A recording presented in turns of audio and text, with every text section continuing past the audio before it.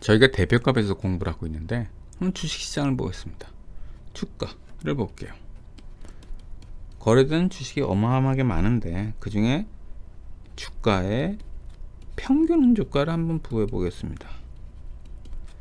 평균 주가를 구하는 사람들이 있을까요? 어떤 주식은 100만원 합니다. 한 주에. 어떤 주식은 1000원 합니다. 이거 평균을 내면 약 나누기 2 하면요 50만 500원이 됩니다. 이거 뭐 별 의미가 없죠. 그러나 우리가 관심사항은 뭐냐면 주식시장이 지금 어때? 어제에 비해서 어때? 얼마나 올랐어? 등등의 관심을 가질 필요가 있습니다. 최근에 주식시장이 좋아 나빠? 와 같은 질문에 대한 답변을 할 필요가 있습니다. 그래서 우리는 이렇게 평균을 내는 건 불가능하기 때문에 대신 뭐를 이용하냐면 주가 지수라는 걸 이용합니다. 그래서 지수 인덱스를 사용하는 거예요. 주가 지수 우리나라의 경우는 코스피를 쓰죠. 미국의 경우는 다우존스라는 걸 쓰고 그 다음에 S&P 500이라는 걸 사용합니다. 대표적으로 두 개를 꼽을 수 있고요. 주식만 있는 것이 아니라 소비자 입장에서 많은 것을 소비하는데 소비자 제품의 소비하는 제품의 평균가를 알고 싶어요. 이런 거 알 수가 없겠죠. 저 거는 알 수 있을까? 제가 뭐뭐 샀는데 그 평균가는 알 수 있는데 그것도 별로 의미는 없습니다만 그러나 일반 소비자, 국민 소비자 입장에서의 소비한 제품의 평균가는 별 의미는 없어요. 근데 이게 바로 물가랑 관련되기 때문에 관심은 있습니다. 그래서 작년에 비해서 물가가 얼마나 올랐는지 물가가 떨어졌는지 등등을 관심을 갖고 있어요. 그리고 우리가 소비자 물가 지수라고 합니다. 그 대표값을 구하는데 대표값을 구하기 어렵기 때문에 할 수 없이 대신 지수라는 걸 이용해서 대체합니다. 자, 이 오른쪽의 그림을 보도록 하겠습니다. 우리나라 통계청에서는 물가를 계속 보고합니다. 자, 이것은 물가 지수를 통계를 보여주고 있어요. 여기를 보겠습니다. 이건 2021년이에요. 2021년 10월달 한번 보겠어요. 지수가 물가 지수가 103.35래요. 이 얘기는 그럼 물가의 평균, 소비자가 사는 가격의 평균이 103.35라는 얘기입니까? 아닙니다. 아니고 100을 어느 해를 기준으로 했는데 그 기준한 해보다 3.35% 상승했다는 얘기입니다. 왜냐? 100이 103.35가 됐으니까. 그래서 결국 우리가 이 지수를 계속 통계를 낸 다음에 이 지수 자체로는 의미를 못 찾는 것이고 이 지수를 과거와 비교해서 의미를 찾아 나갑니다. 그럼 예를 한번 들어보겠습니다. 9월 달의 경우는 103.17이에요. 그러면 전월에 비해서 어떻게 변했는지 살펴보도록 하겠습니다. 그럼 질문이 있을 수 있죠. 아니 내가 지난달에만 산 게 여러 가지고 어떤 사람은 다른 물품을 사고 어떤 사람은 직구를 하고 어떤 사람은 대형마트에 사고 어떤 사람은 재래시장에 삽니다. 그 수많은 걸 어떻게 지수를 만들 수 있을까요?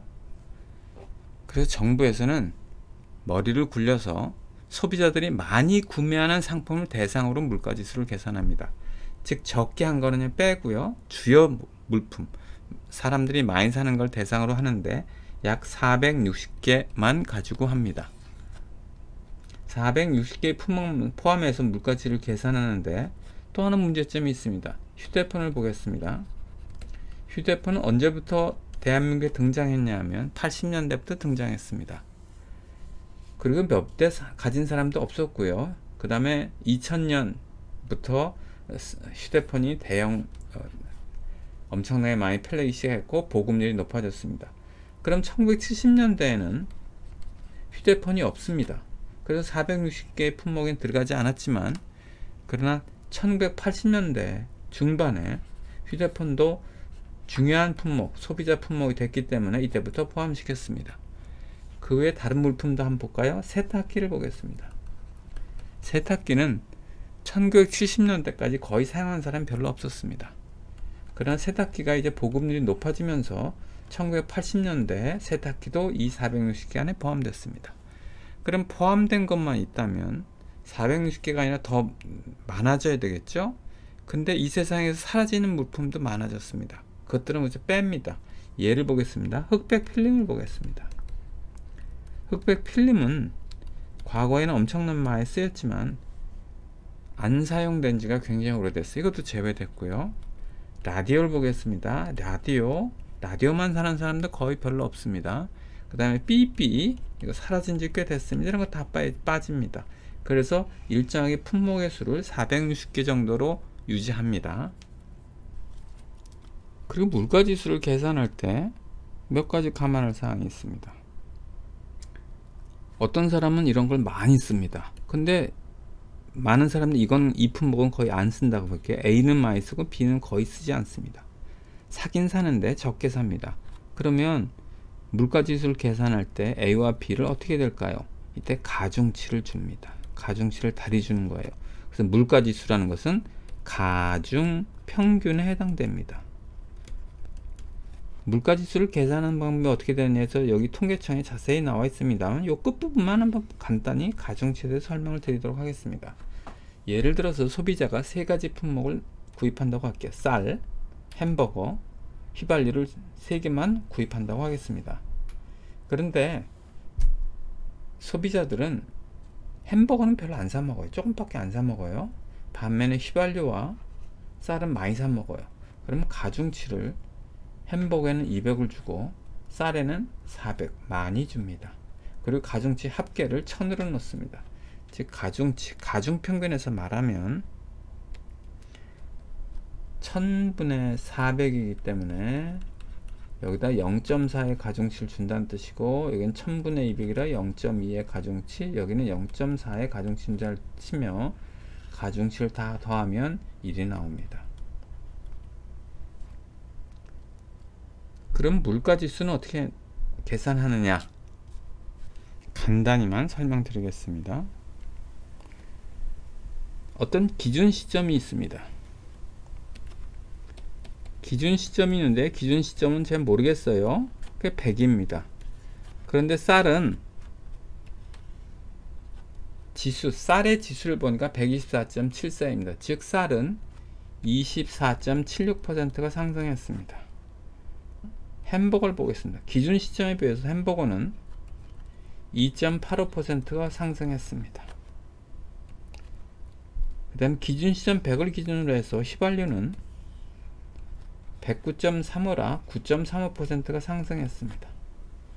기준 시점 100에 비해서 24.76% 상승했으니까 쌀의 물가 지수는 124.76이고 햄버거의 물가 지수는 이거고 휘발유의 물가 지수는 이겁니다. 이 세 개의 가중평균, 가중치를 이용해서 가중평균을 낸 것이 물가 지수입니다. 지수는 이렇게 계산하는데 여러분들 좀 힘든 것은 이거예요. 지수가 있고 지수의 가중평균 했다는 뜻입니다. 다르게 쉽게 설명하면 이런 뜻이에요. 24.76%가 상승했죠. 그 다음에 2.85%가 상승했죠. 그 다음에 9.35%가 상승했습니다. 그럼 기준 시점에 비해서 물가는 얼마나 올랐다는 뜻일까요? 하면 요거에 가중평균을 대면 됩니다. 가중치는 이거고요. 그래서 0.4 곱하기 24.76 더하기 0.2 곱하기 2.85% 더하기 0.4 곱하기 9.35% 하게 되면 11.21%가 나옵니다. 즉 기준 시점, 과거 기준 시점을 기준으로 해볼게요. 그래야 이해가 쉬우니까 기준 시점에 비해서 물가는 11.21% 상승했다는 것을 확인할 수 있습니다. 이 숫자와의 관련된 사항입니다. 그러면 이제 가중치에 대해서 설명을 여기서 드렸는데 가중치가 어떻게 나온 거예요? 하는 거예요. 쌀이 많이 사용하고 햄버거를 적게 쓰고 휘발유를 많이 사용하기 때문에 가중치 이렇게 됩니다만 또 다른 경우를 한번 예를 들어 보겠습니다. 전월세를 볼게요. 전월세하고 우리가 신는 실내화를 보겠습니다. 어느 게 가중치가 높을까요? 언뜻 보면 전월세는 2, 3년에 한 번씩 계약하고 실내화는 뭐 1년에 한두 개씩 사니까 거래량으로 따지면 실내화가 더 많고 전월세는 적을 것 같아요. 그러나 전월세는 액수가 워낙에 크고 실내화는 액수가 작기 때문에 이것도 감안합니다. 그래서 전월세에 대한 가중치는 높게 합니다. 왜? 워낙에 액수가 크기 때문에 그렇죠. 소비자 입장에서 들어가는 돈이 많기 때문에 그렇습니다. 실내화는 반면에 소비자 입장에서는 얼마 쓰지 않으니까 가중치를 낮게 부여합니다. 그래서 단순히 많이 사용하느냐 적게 사용하느냐 뿐이 아니라 그 액수가, 즉 가계 소비에서 차지하는 액수가 얼마나 크냐 적으냐도 가중치를 계산하는 데 쓰입니다. 주가지수에 대해서 설명을 드리겠습니다. 주가지수로 가장 대표적으로 우리나라에 많이 쓰는 것은 코스피 지수입니다. 이것은 상장된 모든 주식이 포함되어 있어요. 그리고 가중치는 를 사용하는 데 있다는 가중치는요, 시가총액입니다. 시가총액이라 하는 것은 주가 곱하기 발행주수입니다.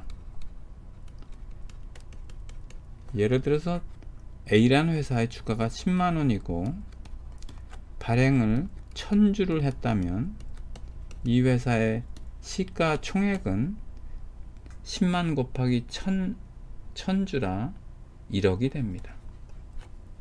그래서 시가총액이 큰 회사일수록 가중치가 커지는 거예요. 우리나라에서 가중치가 가장 큰 회사는 삼성전자, 하이닉스 이런 회사들이고, 상대적으로 작은 회사들은 시가총액이 작기 때문에 가중치가 적습니다. 코스피의 경우에는 우리나라 상장된 모든 주식이 포함됩니다. 미국의 경우는 한번 볼게요. 미국의 경우에 S&P 500이 있는데 미국의 경우에는 상장된 주식이 너무 많아서 다 포함시킬 수가 없습니다.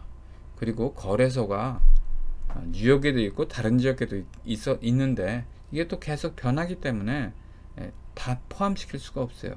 변한다면 시차의 차이가 있기 때문에. 그래서 일부만 합니다. 그래서 S&P 500에는 500개만 해요. 대형주 500개만 포함시켜서 이것으로 주식시장을 대표합니다. 이때 가중치는 코스피와 동일합니다. 시가총액을 이용합니다. 미국의 S&P 500 외에 또 다른 중요한 지수가 하나 있습니다. 다우존스입니다. 다우존스는 대형 30개만 포함시킵니다. 그리고 다우존스의 경우에는 가중치가 없습니다. 가중치가 없다면 실제 가중치가 없을 것인가? 를 한번 확인해 보도록 하겠습니다. 이 표를 보겠습니다. 이거 11월 1일 종목 1이 있고요. 종목 2가 있는데 주가가 각각 10불과 1000불입니다. 그리고 이때 지수를 1100으로 가정해 보겠습니다. 그래서 표에 나와 있습니다. 1의 주가, 2의 주가, 평균 주가 했더니 505불이고 이게 지수입니다. 다우존스는 기본적으로 그냥 평균 주가를 구합니다. 평균 주가를요. 다음날 11월 2일 주가가 변동하였습니다. 그리고 시나리오 A와 시나리오 B 두 경우를 생각해 볼게요. 시나리오 A는 여기 보면 1의 주가만 100% 상승하고, 시나리오 2는 2의 주가만 100% 상승한 경우입니다. 자, 시나리오 A는 1의 주가는 100% 상승했는데 2의 주가는 변함이 없어요. 그럼 평균을 냈더니 510이 나왔습니다. 그러면 그 전날 게 505고 이제 510이 되었습니다. 500은 지수가 100이면 510일 땐 지수가 얼마일까? 요게 지수이고 요 계산하면 100일이 나옵니다. 시나리오 B를 보겠습니다. 시나리오 B의 경우는 1의 주가가 변함이 없죠. 2의 주가가 100% 올라갔습니다. 평균 주가는 1005가 돼서 지수를 한번 계산해 보겠습니다. 1005 나누기 505 하면 100분의 x 구하면 199가 나옵니다. 두 개의 주식이 있는데 주식이 1과 있고 2가 있는데 한 주식이 100% 올라가고 다른 주식은 안 올라갔습니다. 시나리오 A는 플러스 100%이고 0%, 시나리오 B는 이게 안 올라가고 종목이가 100% 올라갔습니다. 언뜻 보면 우리가 평균만 내니까 마치 이런 것 같아요. 50%, 평균 50%, 평균 50% 해서 상황이 동일한 것 같습니다만 지수는 완전히 다릅니다. 지수는 시나리오 A의 경우에는 지수가 1밖에 안 올라갔죠. 1%밖에 안 올라갔지만 시나리오 B의 경우는 99%는 올라갔습니다. 무슨 얘기냐 하면 이런 얘기야. 주가가 싼 거와 비싼 거가 있는데 동일한 퍼센트로 올라간다면, 한쪽만 동일한 퍼센트 올라간다면 비싼 게 동일한 퍼센트 올라간 경우가 지수가 더 올라간다는 뜻입니다. 그래서 다우존스는 가중치가 없고 그냥 주가의 평균을 냈지만 실제적으로는 가중치가 있는 겁니다. 자, 이거와 대비해서 이걸 한번 보도록 할게요. 우리나라 정부는요, 매년 국민의 소유재산은 산술평균에서 계산하고 있습니다. 다음 중 어느 경우에 재산의 평균이 더 많이 증가할까요? 1번 부자와 가난한 자가 있는데 1의 경우는 부자가 10% 재산이 증가하고 빈자는 동일한 경우이고요. 동그라미의 경우는 부자의 재산은 동일하고 빈자의 재산이 10% 증가한 경우입니다. 한쪽이 10% 증가하고 한쪽이 0% 증가했으니까 언뜻 보면 우리가 5% 증가했네 라고 생각하겠지만 아닙니다. 이 결과와 동일합니다. 비싼 게 올라갈 때 더 많이 올라간다는 얘기예요. 자, 여기 한번 해볼게요. 동그라미 1과 동그라미 2 예를 들었습니다. 동그라미 1에서는 돈이 많은 사람이고 돈이 적은 사람인데 돈이 많은 사람이 10% 증가하고, 그 다음에 시나리오 2에서는 증가하지 않았고요. 그 다음에 시나리오 1에서는 이 가난한 사람의 재산이 올라가지 않아서 0%입니다. 그리고 시나리오 2에서 가난한 사람의 재산이 10% 올라갔어요. 즉 빨간 거로 표시하면 10% 상승하고 제로고 0% 즉 0%고 플러스 10%고 어느 경우에 증가율이 더 높을까요? 실제로 계산하면 재산의 산술 평균을 내면요, 여기가 훨씬 높습니다. 이거보다. 즉 평균 증가율 보면요, 여기는 9.9%고 여기는 0.1%입니다. 즉 단순히 산술 평균 하더라도 부자, 돈, 주가 높은 곳, 부자의 가중치가 은근히 높아진 겁니다. 그래서 이런 점 우리 가중치 계산할 때 가중치가 마치 없는 것 같지만 실제로는 있다고 생각하시면 됩니다.